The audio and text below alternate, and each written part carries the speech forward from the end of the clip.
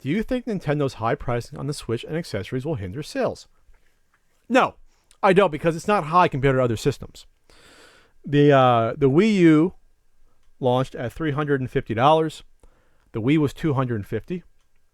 Remember, the first 3DS, before they had to slash the price, was $250. So it's not like this is out of the realm of degree of pricing of new consoles. Remember, the PS3 came out, it was $500 for the lowest end of the system. $500 for the PS3. And that was already back, almost 10 years ago? 9.5 years ago?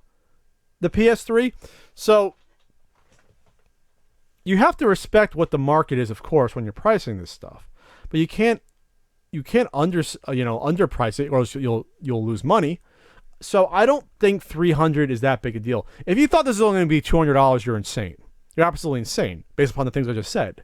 When the 3DS wasn't even $200, and the technology is so much more. You have a full tablet, you have the Joy-Cons, which are fairly advanced technology there from what I see.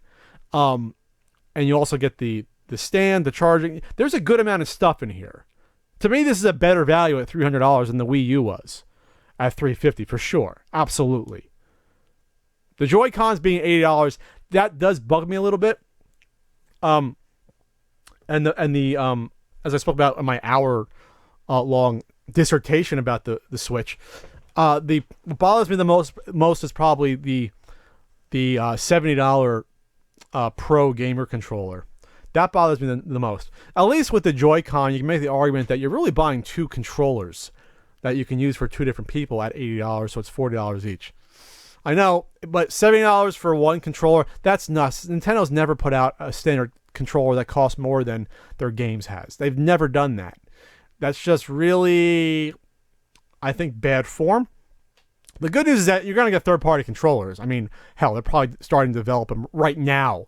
Will the Joy-Cons be as accepted, or will Nintendo try to lock out third parties from doing Joy-Cons? I don't know. I think that's the big one. Like if Mad Catz puts out their version and they only charge, say, $50 for getting two Joy-Cons with the IR sensor or whatever, the HD rumble haptic feedback, whatever function. I mean, you have to admit, this is not cheap technology. It's not like this is getting two NES controllers that they can make for $3.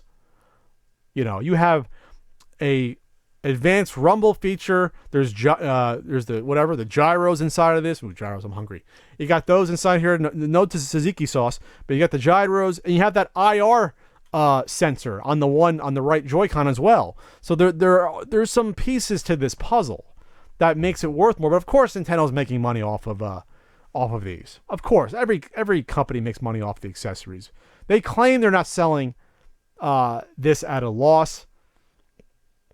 I don't buy that. I think they realized they couldn't sell at $350. That partially hurt the Wii U being $350. Besides the fact that, there's 80 other problems with the Wii U. But I think $300 is fine. And like I said before, that gives them wiggle room for the holiday season, when you will definitely either see a price drop of the basic model that doesn't include a game, or you're going to see a bundle with 1-2 Switch, or I can definitely see them doing a bundle with either Splatoon 2 and or with they'll do it with Mario Kart 8 Deluxe, because both are basically upgrades from the original. So it's not like they're going to be losing a ton of money on those, bundling them in, versus something like the Legend of Zelda game or the Super Mario Odyssey game.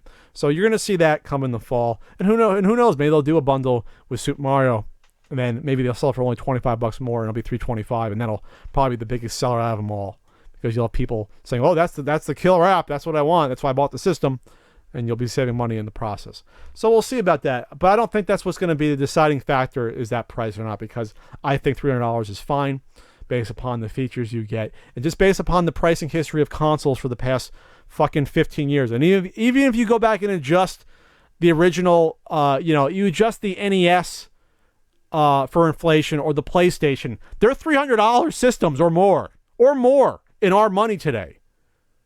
If you go back and adjust for inflation, the 2600 in like 1977, that's like $600. It's like $600 or so. It could be more.